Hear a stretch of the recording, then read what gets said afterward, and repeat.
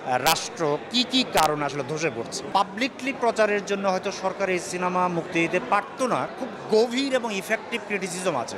আমি তো পুরনো সিনেমা নিয়ে হতাশ ছিলাম না, এফডিসি তো আসলে শেষ হয়ে গেছে। এটা বোম্বের সিনেমা থেকে প্রচুর প্রভাবিত হয়েছে, হলিউডের সিনেমা থেকে প্রভাবিত হয়েছে। আমাদের এত কম স্মৃতি নিয়ে বাঁচলে চলবে না। পূর্ববর্তী বাংলাদেশকে, যেটা তখনও ঘটে নাই, এরকম একটা বাংলাদেশকে কল্পনা করা হয়েছে এবং সেটা বাস্তবে দেখানো হয়েছে যে কিভাবে একটা রাষ্ট্র কি কারণ আসলে ধসে পড়ছে এরকম একটা জিনিস।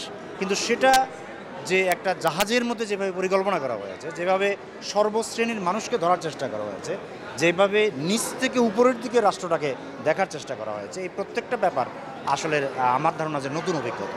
হয়তো বিদেশে তো দেখা হয়েছে এটা, বা অন্য সিনেমার ক্ষেত্রে আমরা দেখি, সেটা এক ধরনের ব্যাপার আছে। তারপরে হলো ওটিটির এক ধরনের ব্যাপার আছে। একেবারে আমার ধারণা যে ফলাও করে পাবলিকলি প্রচারের জন্য হয়তো সরকার এই সিনেমা মুক্তি দিতে পারতো না, কারণ এখানে খুব গভীর এবং ইফেক্টিভ ক্রিটিসিজম আছে আমাদের পুরনো রাষ্ট্রতন্ত্র। ওই রাষ্ট্রতন্ত্র হয়তো এখন পুরোপুরি পরিবর্তিত হয়ে যায় নাই, কিন্তু যে সম্ভাবনাটা তৈরি হয়েছে সেটার জন্য আমরা এই সিনেমাকে আমরা বলতে পারি যে এই সিনেমা আমাদেরকে কি পরিবর্তন করতে হবে, কীভাবে পরিবর্তন করতে হবে, সেটারও একটা দিশা দেয় আর কি, একটা আর্টিস্টিক রিপ্রেজেন্টেশন। আমি তো পুরনো সিনেমা নিয়ে হতাশ ছিলাম না, তার কারণ হলো আমি কিন্তু অশ্লীলতা ইত্যাদি সংক্রান্ত পুরনো আমাদের বাণিজ্যিক ছবির যে প্রচারণা ছিল, আমি বরাবর এটার বিরোধী ছিলাম। কিন্তু আমরা পক্ষে থাকি বা না থাকি, এটা সত্য যে এফডিসি তো আসলে শেষ হয়ে গেছে।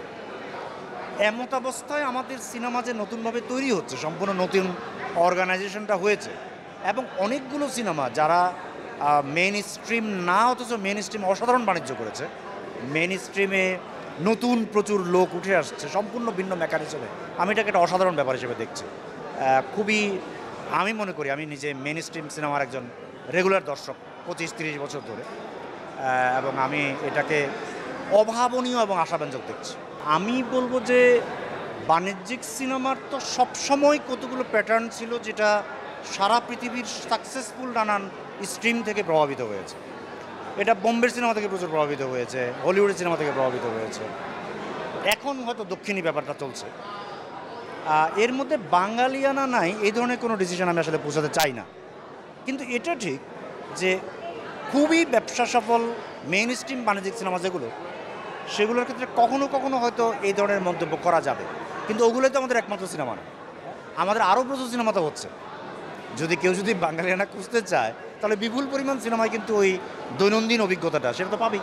দেখুন, আমাদের এত কম স্মৃতি নিয়ে বাঁচলে চলবে না। আমি 1990 সাল থেকে রেগুলার সিনেমা দেখি, প্রচুর, প্রায় সব সিনেমা দেখতাম আমি মেইন স্ট্রিমে। এই উপাদানগুলোর কোনোটাই 90 কিংবা 2000 সিনেমায় এক বিন্দু কম ছিল না। আমি বরং বলবো সাম্প্রতিক যে ট্রেন্ড দেখতে পাচ্ছি, এখানে অনেক স্মার্টলি জিনিসগুলো উপস্থাপিত হচ্ছে।